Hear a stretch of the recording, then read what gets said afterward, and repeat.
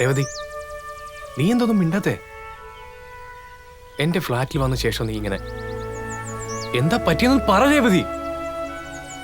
എനിക്ക് നിന്നോട് സംസാരിക്കാതെയും കാണാതിരിക്കാതെയും വയ്യ. മനു, എന്റെ അച്ഛനും അമ്മയും പ്രേമിച്ചാണ് വിവാഹം കഴിച്ചത്.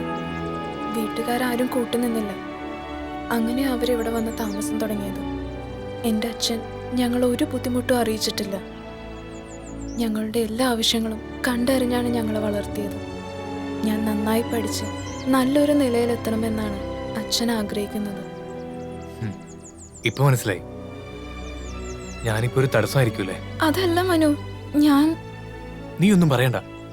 ഇതൊക്കെ നീ ആദ്യം ആലോചിക്കണമായിരുന്നു. നമ്മൾ തമ്മിൽ ആദ്യം കണ്ടതെന്ന്. ഇപ്പൊ നിനക്ക് വന്ന ലക്ഷ്യബോധം അന്നില്ലായിരുന്നല്ലോ. ഞാൻ പറയുന്ന മുഴുവനും ഒന്ന് കേക്ക് മനു. നീയും ഞാനും വിചാരിക്കുന്ന പോലെ അല്ല എൻ്റെ ഫാമിലി. നിനക്കറിയോ, നിന്റെ ഫ്ലാറ്റിലെ സെക്യൂരിറ്റി എൻ്റെ അച്ഛൻ. ഞാനത് അറിയുന്നത് നിന്റെ ഫ്ലാറ്റിൽ വന്നാണ്. വാട്ടർ പ്യൂരിഫയറിന്റെ ഓഫീസിലായിരുന്നു അച്ഛന് ജോലി. എന്തുകൊണ്ടാണെന്ന് അറിയില്ല, അച്ഛൻ ആ ജോലി നഷ്ടപ്പെട്ടിരിക്കും. ഞങ്ങളോടിത് പറഞ്ഞിട്ടില്ല. അച്ഛൻ ഇപ്പോഴും ആ ജോലി തന്നെയാണെന്നാണ് എൻ്റെ അമ്മ കരുതിയിരിക്കുന്നത്. എല്ലാ കുട്ടികളെയും പോലെ ഞാൻ അഹങ്കരിച്ച് നടക്കുമ്പോഴും എൻ്റെ അച്ഛൻ ഞങ്ങൾക്ക് വേണ്ടി.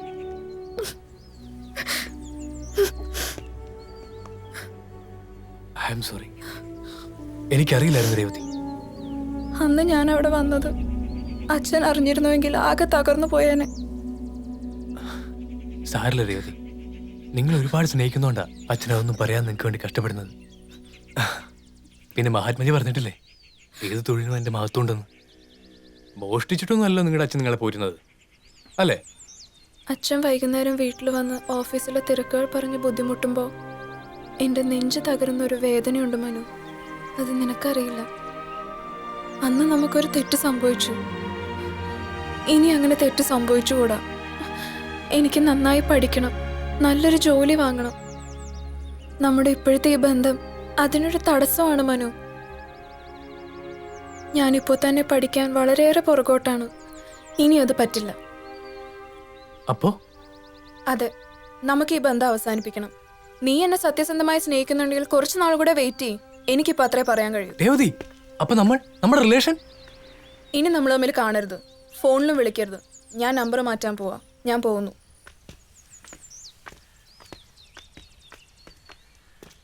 ഏയ്, അപ്പൊ നീ എന്നെ ഒരിക്കലും വിളിക്കില്ല? അപ്പോ നമ്മുടെ ഈ ഓർമ്മ, ഇത് ഞാൻ എന്ത് ചെയ്യണം?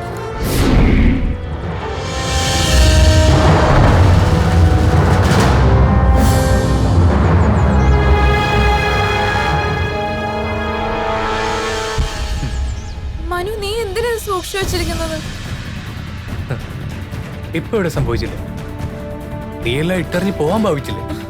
അങ്ങനെ സംഭവിക്കാതിരിക്കാൻ. അങ്ങനെയൊക്കെ സംഭവിക്കും നേരത്തെ അറിയാവുന്നതുകൊണ്ട് ഒരു കരുതൽ. എന്തിനാ അത് സൂക്ഷിച്ചു വെച്ചിരിക്കുന്നത്? ആരെങ്കിലും കണ്ടാൽ? കാണില്ല. എന്തേ കാണിക്കണം? മനു, തമാശയാളെ. അത് ഡിലീറ്റ് ചെയ്യാൻ. ഏയ്, ഡിലീറ്റ് ചെയ്യാൻ മനു. ആ! മനു, മനു, ദേ മര്യാദക്ക് ഞാൻ പറയുന്ന അനുസരിച്ചോളണം. ഇല്ലെങ്കിൽ പലരുടെയും മൊബൈലുകളിൽ ഇത് വരും. കാണേണ്ടവരും കാണേണ്ടാത്തവരും ഇത് കാണും. എന്തേ? മനു പ്ലീസ്, എന്നെ സ്നേഹിക്കുന്നുണ്ടെങ്കിൽ അങ്ങനെ ചെയ്യരുത്.